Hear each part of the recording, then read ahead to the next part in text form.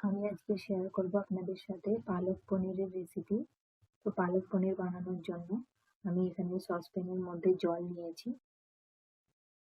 আমি গ্যাসের ফ্লেমটা অন করে দিচ্ছি।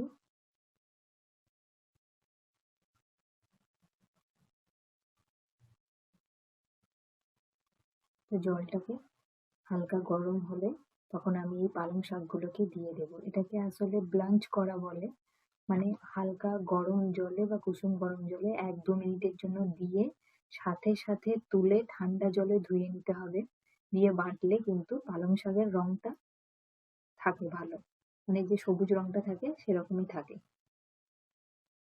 তো আমি জলের মধ্যে পালং শাকগুলোকে দিলাম।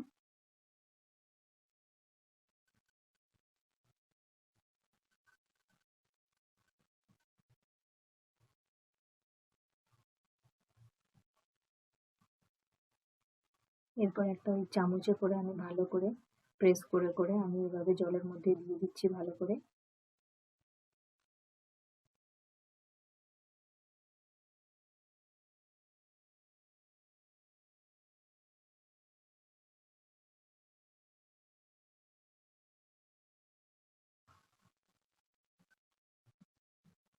এক মিনিটের মতো হয়ে গেছে। 1 থেকে 2 মিনিটের জন্য রাখলেই হবে, তার থেকে বেশি রাখার কিন্তু দরকার নেই, তাহলে কিন্তু খুব বেশি পরিমাণে সেদ্ধ হয়ে যাবে।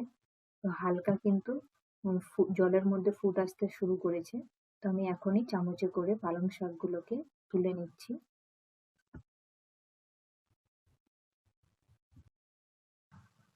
আর গ্যাসের ফ্লেমটাও কিন্তু আমি সাথে সাথে বন্ধ করে দিয়েছি, না হলে ওভার কুক হয়ে যাবে।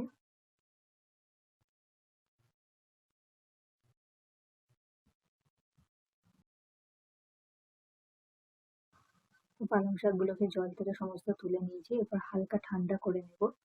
কারণ মিক্সারে বাটবো, তো একবারে গরম করে কিন্তু বাটবেন না, হালকা ঠান্ডা করে নেবেন। আর এদিকে আমি মশলার জন্য নিয়েছি পেঁয়াজ, তার সাথে আদা, রসুন, টমেটো আর কাঁচা লঙ্কা।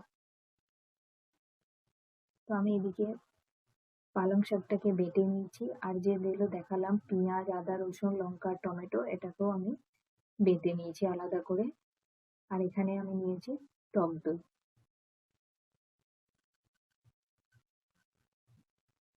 এরপর টক দইয়ের মধ্যেই আমি কিছু শুকনো মশলা দিয়ে একটা প্রিপারেশন তৈরি করছি। তো দইয়ের মধ্যেই দিলাম লঙ্কা গুঁড়ো, তার মধ্যে দিচ্ছি হলুদ গুঁড়ো,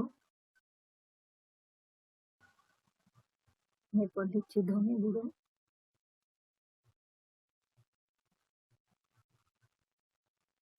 জিরে গুঁড়ো,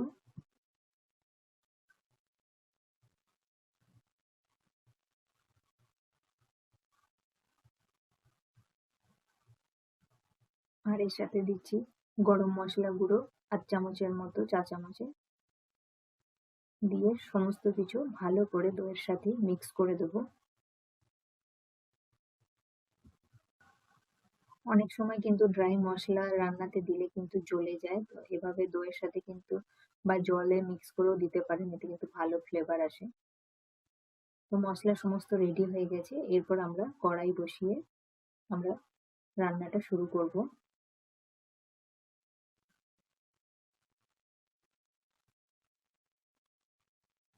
তো তেল গরম হলে আমি প্রথমে গোটা জিরে ফোড়ন দিচ্ছি।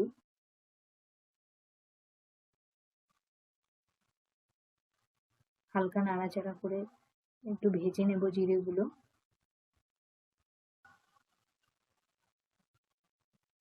এরপর যে পেঁয়াজ, আদা, রসুন, টমেটো দিয়ে যে বাটাটা ছিল সেই বাটাটা আমি দিচ্ছি।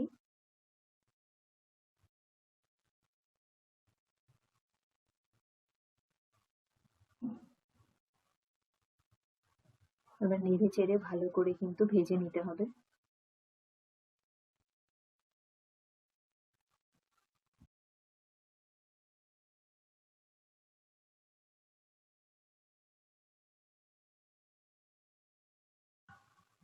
কিছুক্ষণ ভাজার পর দেখুন পেঁয়াজের কালারটা চেঞ্জ হয়ে গেছে, কিন্তু এখনো পুরোপুরি ভাজা হয়নি, একদম জলটা পুরো শুকিয়ে যাবে সেরকম একদম ভাজতে হবে।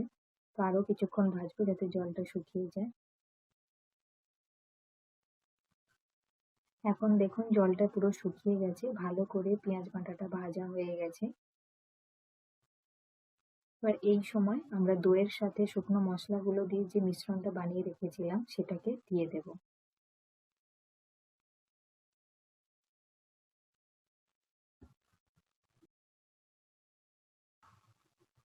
দইয়ের মিক্সচারটা দিয়ে এরপর আবার আমি মিক্স করে দিচ্ছি।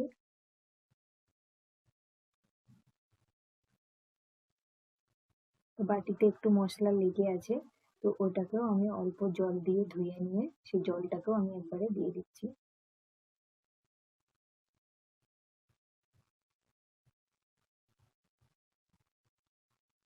এরপর ভালো করে নাড়াচাড়া করে কিছুক্ষণ কষিয়ে নেব।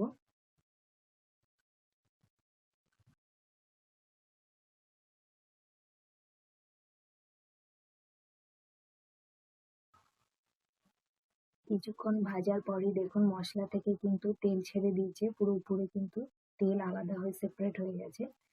তো আমি আরেকবার একটু নাড়াচাড়া করে দিলাম মশলাটাকে।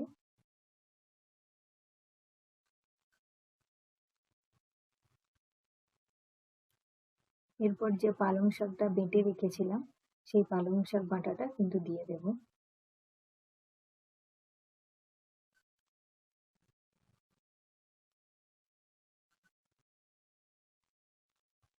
এরপর আবার মিক্স করব।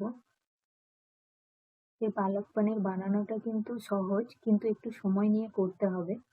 একে একে সমস্ত কিছু ভালো করে ভেজে ভেজে করতে হবে।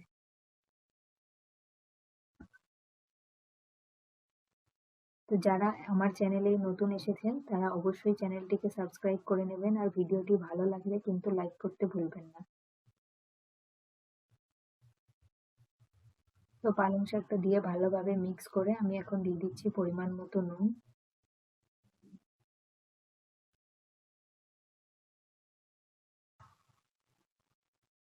নুন দিয়ে ভালো করে মিক্স করে দেব এবং তারপরে ঢাকা দিয়ে দেব। এরপর কিন্তু আপনাকে ঢাকা দিয়ে দিয়ে করতে হবে, কারণ পালং শাক দেবার পর প্রচুর ছিটে আসবে, তো একটু সাবধানে ঢাকা দিয়ে করবেন। তো 4-5 মিনিটের মতো ঢাকা দিয়ে কুক করব।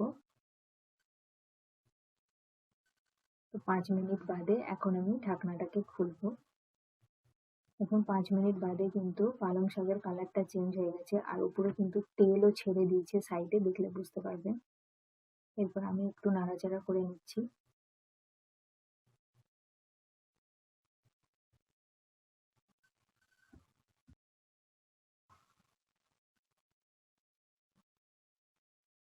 তো এরপর পনিরের টুকরোগুলোকে দিয়ে দিচ্ছি।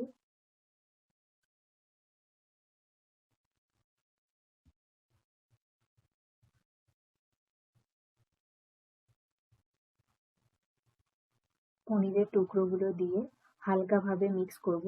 এখানে কিন্তু পনিরগুলো কিন্তু কোনো রকম ভাজবেন না, এরকম কাঁচাই কিন্তু দেবেন, তবেই কিন্তু আসল পালক পনিরের টেস্টটা আসবে। পালক পনিরে অ্যাকচুয়ালি পনির ভেজে দেয় না।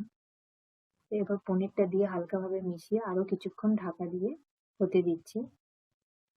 তো 2 মিনিট বাদে আবার আমি ঢাকনাটা খুললাম।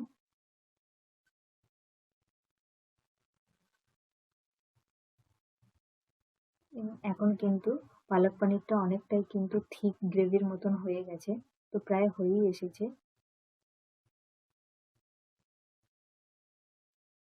এরপর লাস্টের দিকে আমি এখন দিচ্ছি ফ্রেশ ক্রিম। যদি ফ্রেশ ক্রিম বাড়িতে না থাকে তো দুধের সর থাকলে 2-3 চামচ দুধের সর দিয়ে দিতে পারেন, তাহলে একটু ফ্লেভারটা অন্যরকম হয়, খেতে কিন্তু এটার টেস্টটা ভালো আসে। ক্রিমটা দিয়ে ভালো করে মিক্স করে দিচ্ছি। ভালোভাবে মিক্স করে নিয়ে এরপর ঢাকা দিয়ে দেবো, আর সাথে সাথে গ্যাসের ফ্লেমটাকেও কিন্তু অফ করে দেবো। কারণ ক্রিম দেবার পর কিন্তু আর ঢাকা দিয়ে কুক করতে হবে না। ঢাকা দিয়ে দিলাম আর সাথে সাথে আমি ফ্লেমটাকেও অফ করে দিচ্ছি, আর এইভাবে ঢাকা দেওয়া অবস্থাতেই এখন 4-5 মিনিট থাকবে। তারপরে ঢাকনা খুলে সার্ভ করব। তো এভাবে পালক পনির বাড়িতে কিন্তু অবশ্যই ট্রাই করবেন, রুটি, পরোটা বা নান সবকিছুর সাথেই খেতে কিন্তু খুবই ভালো লাগে। আর উপর থেকে ফ্রেশ ক্রিম ছড়িয়ে সার্ভ করতে পারেন। রেসিপিটি ভালো লাগলে অবশ্যই লাইক করবেন।